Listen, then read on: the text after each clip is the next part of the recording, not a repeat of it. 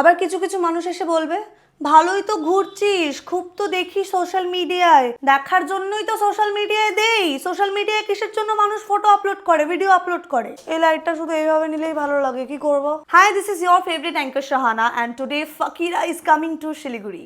So let's get ready with me to host Fakira. But ভিডিওটি শুরু করার আগে আই হ্যাভ সাম কোয়েশ্চেন্স। আমার কিছু প্রশ্ন আছে। আমার অ্যাঙ্কারিং প্রফেশনের ব্যাপারে এখন অনেকেই জানে। সেই সূত্রে আমার অনেক মানুষের সঙ্গে দেখা হলে তাদের রিয়াকশন দেখে আমি খুব কনফিউজ হয়ে যাই যে তারা আমার কাজে খুব বেশি হ্যাপি নাকি খুব বেশি স্যাড, খুব দুঃখিত।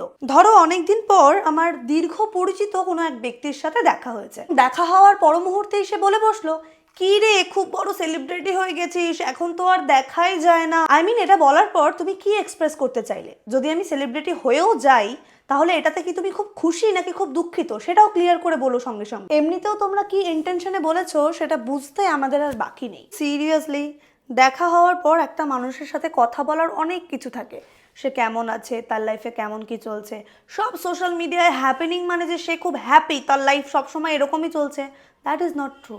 And the funny part is, আমার রিয়াকশনে কিন্তু খুব বুঝে যাওয়া উচিত যে আমার ওই জিনিসগুলো ভালো লাগছে না।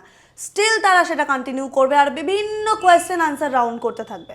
এবার থেকে আমাকে যদি এরকম কেউ কিছু জিজ্ঞেস করে আমি তাকে সরাসরি প্রশ্ন করব, কেন আপনি খুশি নন? আপনাকে দেখে খুশি মনে হচ্ছে না, তাহলে আমি এগুলো করা বন্ধ করে দেবো?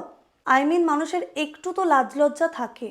যাই হোক, এদেরকে নিয়ে এত কথা বলে একদম লাভ নেই। দেয়ার আর পিপল হু ট্রুলি অ্যাপ্রিসিয়েটস, আর তোমাদের জন্য এত এত ভালোবাসা। So this is my today's look. আমি যাচ্ছি শিলিগুড়ি কলেজে প্ল্যাটিনাম জুবলি হোস্ট করতে। তোমরা আসছো তো? আসলে দেখা হবে কিন্তু।